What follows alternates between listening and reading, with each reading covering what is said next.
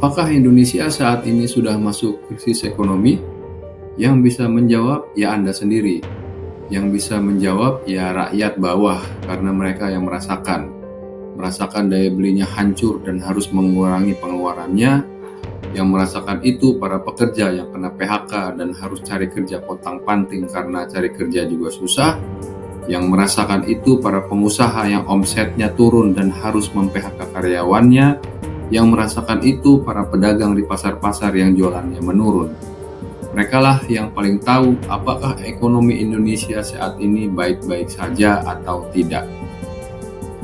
Sebelum kita mulai pembahasan ini, silakan subscribe dulu channel ini agar Anda selalu terupdate dengan pembahasan-pembahasan terbaru dari saya.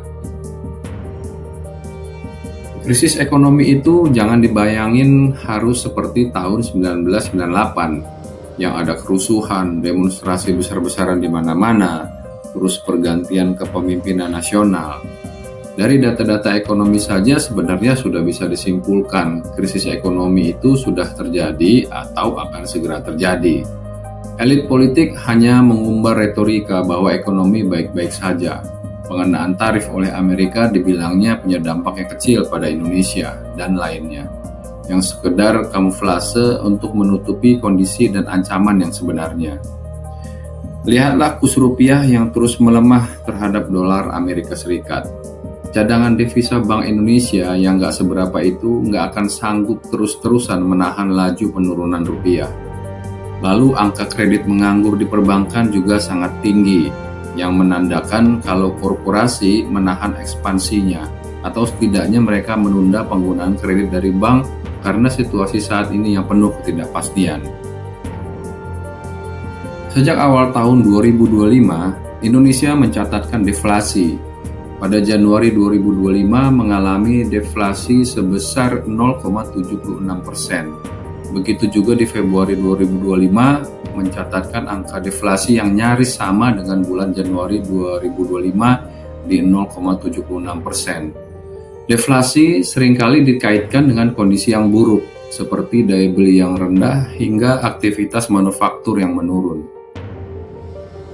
Kondisi sedikit membaik di Maret 2025 karena tidak lagi deflasi, tetapi mencatatkan inflasi sebesar 1,65%. Inilah berkah bulan Ramadan. Komoditas yang dominan mendorong inflasi pada bulan Maret 2025 adalah tarif listrik.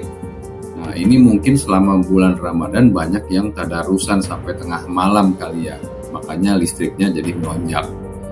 Selain itu, komoditas lain yang memberikan andil inflasi di bulan Maret 2025 adalah bawang merah, cabai rawit, emas, perhiasan, dan daging ayam ras.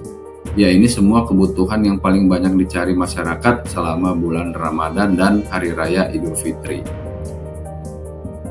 Pada bulan April 2025, data Badan Pusat Statistik menunjukkan Indonesia mengalami inflasi 1,17% month to month atau M2M. Dan menurut Bank Indonesia, angka tersebut menunjukkan level yang lebih rendah dari target sasaran. Namun dari angka inflasi April 2025 yang sebesar 1,17% tersebut, jika kita melihat lebih dalam, di sana ada kelompok volatile food yang mengalami deflasi. Kelompok volatile food ini pada April 2025 mengalami deflasi sebesar 0,04% month to month. Angka ini menunjukkan atau menurun dibandingkan dengan realisasi pada bulan Maret 2025 yang mengalami inflasi sebesar 1,96%. Inflasi volatile food di Maret 2025 itu cenderung didorong oleh meningkatnya konsumsi pada bulan Ramadan dan Hari Raya Idul Fitri.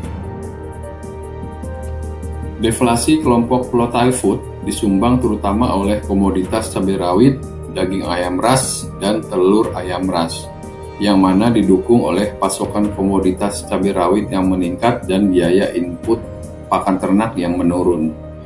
Dari jenis-jenis komoditas dalam volatile food ini tampak bahwa sebagian besar adalah komoditas yang dikonsumsi oleh rakyat banyak. Mengenai deflasi, sebenarnya deflasi ini sudah melanda Indonesia itu sejak tahun 2024. dan itu terjadi selama 5 bulan berturut-turut, yaitu pada bulan Mei 2024 hingga September 2024. Pada Mei 2024 itu mengalami deflasi sebesar 0,03%, kemudian di Juni itu 0,08%, di Juli 0,18%, di Agustus 0,03%, dan di September 0,12%. Perlu diingat, mungkin ada di antara Anda yang tidak mengalami krisis ekonomi tahun 1998. Terakhir kali Indonesia mengalami deflasi selama 5 bulan berturut-turut adalah pada tahun 1999. Bahkan pada tahun 1999 tersebut, Indonesia mencatatkan deflasi dalam 8 bulan berturut-turut, yakni pada bulan Maret 1999 sampai dengan Oktober 1999. Perlu dicatat bahwa deflasi yang dialami Indonesia pada tahun 1999 tersebut karena kondisi ekonomi Indonesia pada saat itu sedang carut-marut karena krisis ekonomi pada tahun 1997 sampai 1998. Nah, kalau saat ini kan kondisinya katanya baik-baik saja, tapi kok deflasi? Ada apa ini? Kelompok pengeluaran penyumbang deflasi terbesar adalah makanan, minuman, dan tembakau dengan deflasi di 0,59% dan memberi andil deflasi 0,17%. Deflasi pada kelompok ini merupakan yang terdalam sejak tahun 2020. Komoditas yang dominan memberikan andil deflasi adalah cabai merah, cabai rawit, telur ayam ras, daging ayam ras, tomat, daun bawang, kentang, dan wortel. Coba perhatikan komoditas yang memberi andil pada deflasi yang saya sebutkan tadi. Itu kan barang-barang yang banyak dikonsumsi rakyat sehari-hari. Pantas saja kalau pedagang di pasar-pasar mengeluh jualan mereka menurun. Terlebih lagi, harga bahan-bahan pokok belakangan ini juga naik cukup tinggi. Agak aneh sih, deflasi terus-menerus terjadi di tengah laporan tercukupinya pasokan bahan pokok, mulai dari beras hingga telur. Ini menjadi salah satu bukti lagi bahwa terjadi tekanan dalam struktur ekonomi Indonesia seiring dengan turunnya jumlah kelas menengah dan anjloknya daya beli masyarakat. Penurunan daya beli masyarakat juga terjadi karena pembelian masyarakat makin tertuju ke bahan kebutuhan pokok.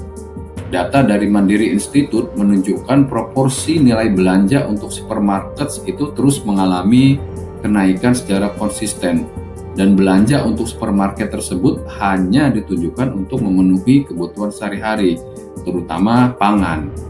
Sementara itu, porsi belanja untuk restoran, household, rumah tangga, dan fashion cenderung mengalami penurunan. Hal ini menegaskan bahwa masyarakat saat ini memang lebih mementingkan urusan perut dan mengurangi porsi belanja lainnya. Deflasi saat ini patut dipahami sebagai indikasi melemahnya sisi permintaan. Jadi bukan merupakan kesuksesan dalam mengendalikan inflasi ya, melainkan tanda masyarakat sedang menahan belanja. Bahkan bukan lagi menahan belanja, tetapi uang yang mau dibelanjakan juga sudah berkurang, bahkan mungkin udah nggak ada. Kondisi deflasi ini juga dilengkapi dengan kelas menengah yang rentan sulit cari pekerjaan, dan kelas menengah atas yang menahan atau mengurangi belanja mereka karena khawatir situasi ekonomi akan memburuk.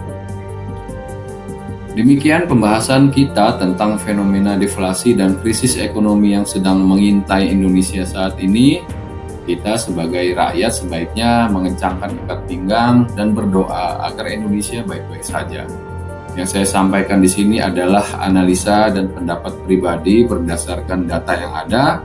Perbedaan pendapat pasti ada karena itulah indahnya demokrasi.